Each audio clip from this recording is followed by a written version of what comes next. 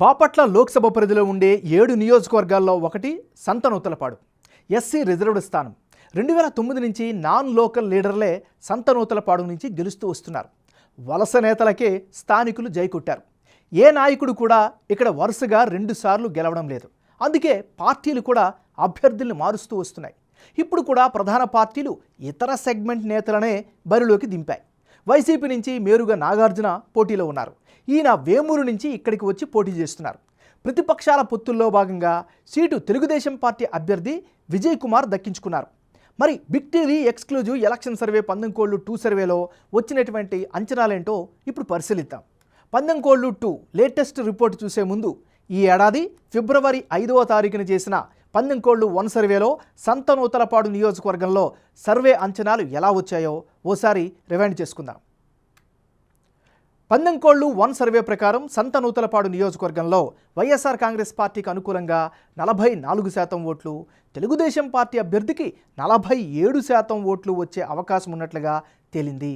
అదే సమయంలో ఇతరులకు 9% ఓట్లు దక్కే ఛాన్సెస్ ఉన్నట్లుగా పందెంకోళ్ళు 1 సర్వేలో తేలింది. ఆంధ్రప్రదేశ్లో రాజకీయ సమీకరణాలు శరవేగంగా మారుతున్నాయి.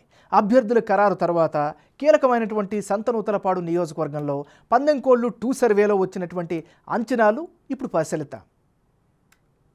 ఇప్పటికిప్పుడు ఎన్నికలు జరిగితే సంతనూతలపాడు నియోజకవర్గంలో వైఎస్ఆర్ కాంగ్రెస్ పార్టీకి అనుకూలంగా 44% ఓట్లు దక్కే ఛాన్సెస్ కనిపిస్తున్నాయి.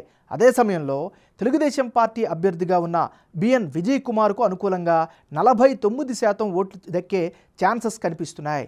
ఇతరులకు 7% ఓట్లు వస్తాయని పందెంకోళ్ళు 2 తాజా సర్వేలో వెల్లడైంది. పందెంకోళ్ళు 1 సర్వేకు పందెంకోళ్ళు సర్వే 2 మధ్య జనం అభిప్రాయం ఎలా మారింది? వైసీపీ టీడీపీ అభ్యర్థుల్లో ఎవరికి ఎడ్జ్ పెరిగింది అన్నది ఇప్పుడు ఒకసారి పరిశీలిద్దాం. సంతనూతలపాడు నియోజకవర్గంలో పందెంకోళ్ళు 1 సర్వేలో భాగంగా వైసీపీ అభ్యర్థి మేరుగా నాగార్జునకు 44% ఓట్ షేర్ రాగా, తాజా సర్వేలో కూడా అదే 44% ఓట్లు కంటిన్యూ అవుతున్నట్టుగా తెలుస్తోంది. అదే సమయంలో టీడీపీ అభ్యర్థి విజయ్ కుమార్కు గత సర్వేలో 47% ఓట్లు కనిపిస్తే తాజా సర్వేలో 49% ఓట్లు వచ్చే అవకాశాలు ఉన్నట్లుగా తెలుస్తోంది. ఇక ఇతరులకు గత సర్వేలో 9% ఓట్లు వచ్చేలా కనిపిస్తే తాజా సర్వేలో 2% తగ్గి 7% ఓట్లు వచ్చే ఛాన్సెస్ కనిపిస్తున్నాయి. ఓవరాల్గా చూస్తే సంతనూతలపాడులో టీడీపీకి స్వల్ప ఎడ్జ్ కనిపిస్తోంది.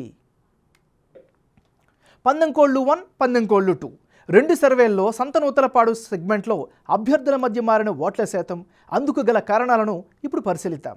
ముందుగా ఈ నియోజకవర్గంలో బిఎన్ విజయ్ కుమార్కు ఈ నియోజకవర్గంలో మంచి ఇమేజ్ స్పష్టంగా కనిపిస్తోంది. గత 2 ఎన్నికల్లో ఓడిపోయారు అనేటటువంటి సానుభూతి ఈసారి పనిచేసే అవకాశం ఉంది. వైసీపీ అభ్యర్థి ఈ నియోజకవర్గానికి కొత్త కావడం కూడా చెప్పుకోదగినటువంటి అంశం.